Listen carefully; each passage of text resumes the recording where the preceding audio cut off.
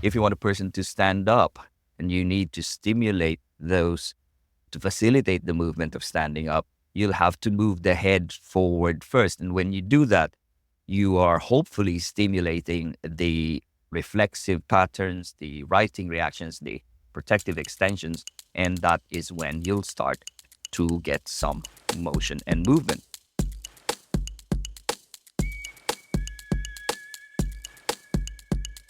So listen to this, guys. Listen to these principles.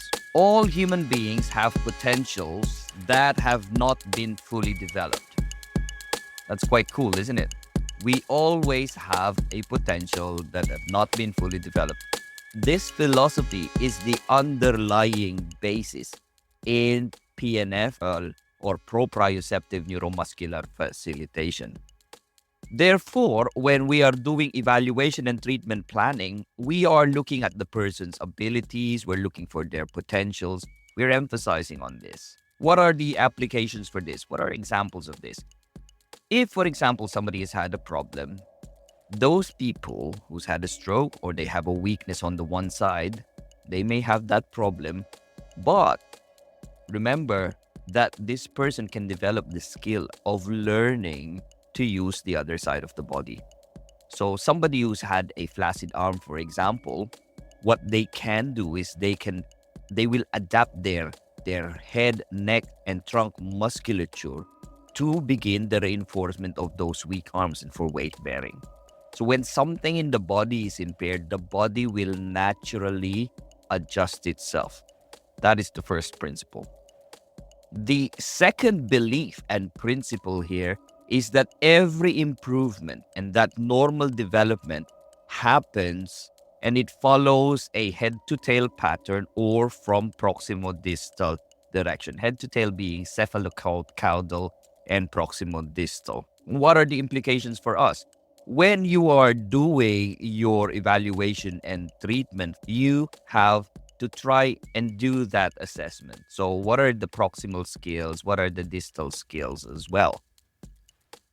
When somebody has a severe disability, OTs and therapists should pay attention to the movement and the person's ability to control the head and the neck region and their visual capability, their ability to hear, the vestibular receptors, and to the upper trunk and the bodies. The implication here is when you're doing your treatment and intervention, before prioritizing some skills or on the distal ability like fine motor control, we should be keeping an eye on a person's ability to control the head, the neck, the trunk. This is how it would affect our treatment based on this principle. Another principle in PNF is that on the initial stage, the motor behavior or the improvement and the development, at first, these movements are all dominated by reflexive activity. And what happens is that the mature motor behavior then is supported or reinforced by positive postural reflexes. And what do we mean by these postural reflexes? The righting reactions, equilibrium reactions, the neck righting, the body righting. All of these are very essential. We have to put in some attention into the improvement of these reflexes because all of the motor behavior is the foundation of motor behavior, and improvement happens only once the person is able to overcome all of these reflexes. So if they don't have any righting reactions, then functional task is going to be very difficult. Few more concepts related to this is you have to be familiar with these, apart from the righting reactions, the tonic neck reflexes, the asymmetric tonic neck reflexes. And these reflexes will have an influence on the body's ability to engage on purposeful tasks.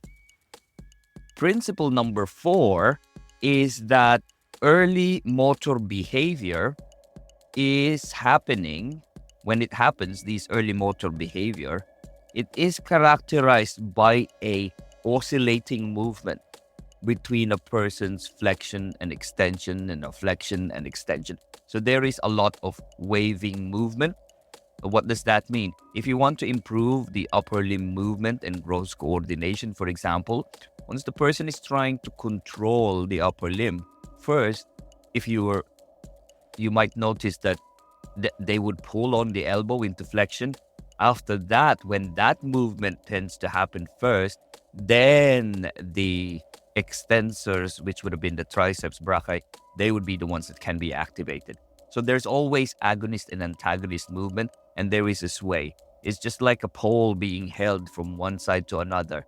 You can see this in children actually. When they're trying to stand, you can see that they're moving left and right. There is that sway. And once that is regained, the sway of movement is actually getting less and less gross and to a point where it gets more fine. So that movement is now an interplay, a perfect interplay between the agonist and the antagonist, or the prime movers and the opposing movement muscles. So when you're doing the treatment, it is always important to attend and to pay attention to both directions of movement. So you don't just do the flexion, the grasping movement. An OT, if you're a practitioner working with a patient who's, say, getting up from the chair, you should give attention to the person sitting back down, okay? And at the same time when they're standing up as well. Often with an injury, the eccentric contraction, the sitting down, is readily lost and it becomes very difficult for the patient to regain. So if not properly treated, then the person may be left with inadequate motor control to sit down smoothly. And so what happens is then they just flop over and they just drop into the chair. Equally, in training for ADLs, a person must learn how to get undressed and also get dressed as well. Very simple principle. Okay, so this is one principle. When a person is improving and at the period where they are developing and improvement or improving, you need to know that there is an oscillation between both flexion and then the extension. Principle number 5 is that motor behavior, and those motor behaviors that are improving, this is manifested in an orderly sequence of total patterns of movement and posture. If we look at a child, an infant, there are patterns. There's a sequence of patterns, and this is demonstrated through the progression of movement. Whenever a person is moving, these are developmental milestones. These are milestones. It's not ordinary for a child to start running before they start crawling. There is a pattern. A head control comes in, followed by the trunk control, followed by the pelvic control, and then the control of the elbows and the shoulder, hips, knees at the same time, along with the elbow and the shoulder. So it follows some patterns as well. So just remember these things, okay? Principle number 6 is that the growth of motor behavior has a cyclic trend. And you will find this, and these are evidence because there will be shifts between the flexor and extensor dominance. So shifts between antagonists will help to develop muscle balance and muscle control. And one of the main goals of a PNF treatment is to establish a balance between the antagonist. Developmentally, the infant establishes this balance before they start to creep or before they start to crawl. And they do this by rocking forward and backward. So when they do the rocking forward, there is more of an extensor dominant. And then when you rock backward, then you get the flexor dominant on the hands and knees. Postural control and the balance must be achieved before movement can begin in any position. In treatment, it is important to establish the balance between antagonistic muscles by first observing where the imbalance lie. And then you facilitate those weaker components. So if somebody's had a stroke, the patient needs to demonstrate a flexor synergy pattern, which is flexor dominant. And then if you want to do this, then you can facilitate the extensor pattern. Principle number 7 states that a normal motor development has an orderly sequence, but it lacks a step-by-step quality, and that there is an overlapping that takes place. So if we look at the child does not perfect performance in one activity before beginning another. So there's like a continuum. There's an overlap in between. So what happens is more advanced activity, as they go into a more advanced activity, they still carry on with some of those skills or inadequacies of the previous level. And when we're trying to ascertain the total pattern and position of the patient, normal motor movement should always be considered. If one technique or developmental posture is not effective in obtaining the desired result, it may be necessary to try the activity in another developmental posture. For example, if an ataxic patient is unable to write while sitting, it may be necessary to practice writing in a more supported posture, like in prone position or in elbows. And I'm talking about this because you're using this PNF almost like a developmental approach, developmental treatment. Although nowadays you won't be able to see this in a direct retraining with stroke, because most all stroke patients will have associated conditions of the elderly. But should you be given the opportunity to work in cases where your clientels are young, development cerebral palsy in particular, so that's one technique that you can use this, then you can use that. You can get a person to do some things, and you can use all of these ontogenetic patterns. Principle number 8, locomotion depends on reciprocal contraction of flexors and extensors, and the maintenance of posture requires continual adjustment for nuances of imbalance. Antagonistic pairs of movements, reflexes, and muscles and joint motion, they interact as necessary with the movement or with the posture. This principle states that one of the main objectives of PNF is to achieve balance between the agonist and the antagonist. So an example of imbalance is that there is say for example, a person who's had head injury, they are unable to maintain a good sitting balance or tabletop cognitive activity because of dominance of strong extensor tone. Another example is that somebody who's had a hemiplegia, they have tight finger flexors because of a flexor dominant tone in the hand. When you're doing the treatment, you should place emphasis on correcting those imbalances. So you have to stimulate the extensors as well. And in the presence of spasticity, we need to modify or control these increased tone.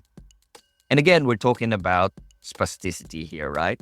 We're talking about imbalances, and we are not yet mixing and matching some of the approaches. Principle number 9, an improvement in motor activity is dependent on motor learning. So the person will have to learn some of the imbalances. They need to adjust themselves. And once they know what their problem is, then they can willfully try to control their movement. If not, it becomes a problem. So in which case, you're really focusing on the reflexive movement, reflexive pattern, and you'll have to control the movement yourself. But a therapist will have to control the movement by controlling the postural control of the person, by controlling the neck and the head. And what do I mean by that? If a person does not have will, for example, if you turn the head over when they're lying down, there is a tendency that they will roll towards the direction of that head. If you want a person to stand up, and you need to stimulate those to facilitate the movement of standing up, you'll have to move the head forward first. And when you do that, you are hopefully stimulating the reflexive patterns, the writing reactions, the protective extensions, and that is when you'll start to get some motion and movement, which meant that the approach and the treatment is a gross motor skill retraining with some special techniques. Principle number 10, the frequency of stimulation and repetitive activity are used to promote and retain motor learning and to develop strength and endurance. Very common sense, and it's such a common practice. If you want to get a person moving, you have to do more and more. You have to provide consistent and a lot of input before the system itself, the body, before the body responds and reacts. And a personal experience, quite a lot really. I've seen a person in critical care one time after a surgery and there is no movement. So when he woke up after a sedation, they've discovered that he had a stroke, and so he was not moving. And I looked at the arm, did some assessment, did all the techniques straight away. So I've used more than a PNF technique. I have used some of the principles of Rude, which is tapping, vibratory input, movement on Proprioceptive patterns or PNF patterns, and stimulated all those big musculatures like the latissimus dorsi, the pectoralis muscles, used all of the techniques that are available. And after all of that, I've done that for about 20 minutes, stimulating, moving, tugging, pulling, lifting, finding a place where there is movement. And what I'm doing is I'm asking the patient to actually move along the movement, the direction where I wanted him to move. So others might understand this as an active assist, but really I'm moving the arm. I would flex the entire arm. And what I would say is I'm going to move this arm into extension or moving it back into bed. I want you to move with me. And when he did that, I felt flicker, and that was great. So once I felt the flicker, he started to very slightly move. And that slight movement is enough for me to say that there is that voluntary movement because the patient was willing it. And that was a beautiful outcome in the end, but we'll tell you the story at some point. Okay, but basically what I'm saying is that you need to have repetitive movement, repetitive stimulation. Move the arms, move the body. The body is just responding to whatever it is that you put in it. And last principle would be goal-directed activities alongside with techniques of facilitation are used to facilitate or to hasten learning of total patterns of walking and self-care activities. So when you are facilitating and you're applying after the facilitation, you apply this to a direct ADL retraining, the objective is to increase the functional abilities. This improvement will be obtained by more than instruction and practice alone. So sometimes you need to practice. So it's not just instruction, it's not just coaching. The person needs to be actually doing. Okay, these are the 11 principles of proprioceptive neuromuscular facilitation. You can learn the techniques. You can learn how to handle. You can learn how to position the arm. But these techniques will not be useful unless you remember, digest and ingest all of these premises and principles. Because once you know these principles, you can be an ultimate therapist where you can really facilitate movement and you can stimulate the person's motor recovery. Okay, I hope you learned a little something today, guys. Until next time, bye. If you enjoyed this podcast, talk to your friends and colleagues about it. Like it, subscribe, share, and do what you can to appease whatever algorithm that is at play. Just remember, guys, anything you do matters and has an outcome. Until next time, bye.